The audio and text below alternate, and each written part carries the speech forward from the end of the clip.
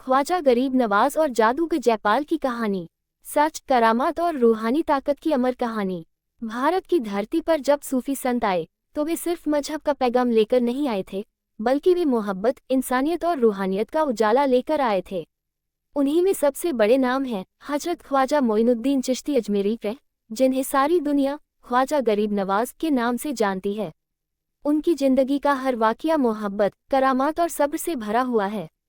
लेकिन उनकी जिंदगी का एक सबसे मशहूर और चमत्कारिक वाकया है ख्वाजा गरीब नवाज और जादूगर जयपाल की कहानी। ख्वाजा गरीब नवाज का आगमन भारत में। ख्वाजा साहब का जन्म 1141 ईस्वी में सिस्तान, ईरान में हुआ था। वे ख्वाजा उस्मान हारूनी के शिष्य थे और सूफी सिलसिले के बहुत बड़े वली बन चुके थे।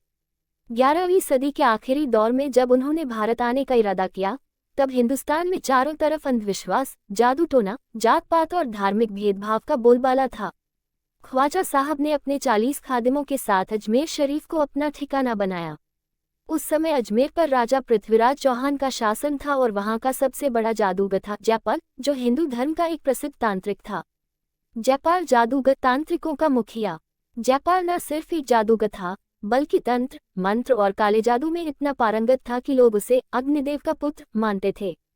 वह हवा में उड़ने वाले, आग उगलने वाले और इंसान को जानवर बना देने वाले जादू जानता था। जब ख्वाजा गरीब नवाज ने अजमेर में डेरा जमाया और लंगर, सेवा और इस्लाम की बात फैलानी शुरू की, तो हजारों लोग उनसे जुड़ने लगे। लोगों ने जादू टोने और मूर्ति पूजा को छोड़ना शुरू कर दिया। ये बात जयपाल को नागवार गुजरी। उसे लगा कि उसका प्रभाव कम हो रहा है और लोग उसकी बजाय एक दरवेश की ओर आकर्षित हो रहे हैं। उसने ख्वाजा साहब को हटाने की ठानी। जयपाल की पहली चाल, जादू से हमला। जयपाल ने सबसे पहले ख्वाजा साहब पर काले जादू से हमला करने की कोशिश की।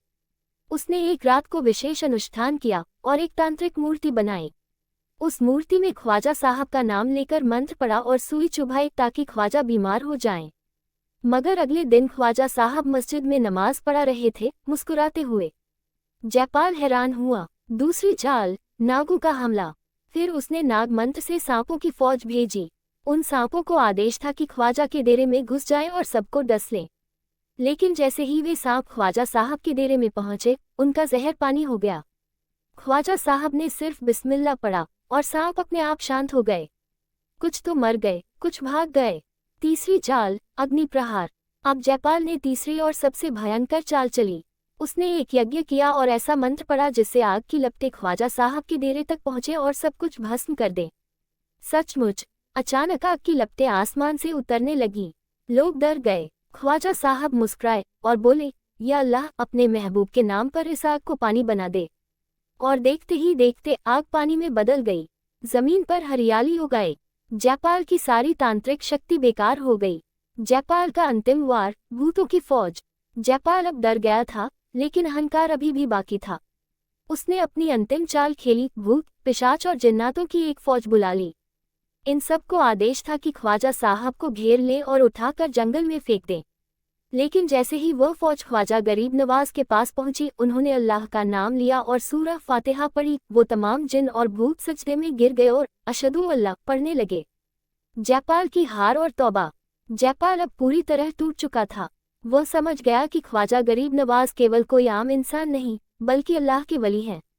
वह खुद ख्वाजा साहब के दरवाजे पर आया, रोया और कहा, मैं हार गया, तू जीत गया। मुझे भी अपने दीन में शामिल कर ले।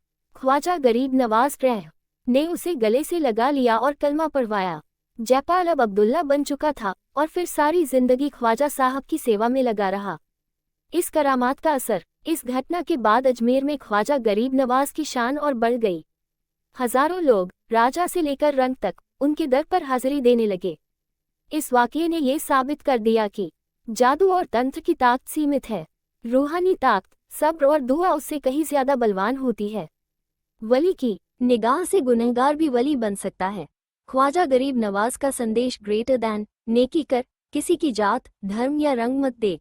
भूखे को खाना, प्यासे को पानी, दुखी को दिलासा, यही सबसे बड़ी इबादत।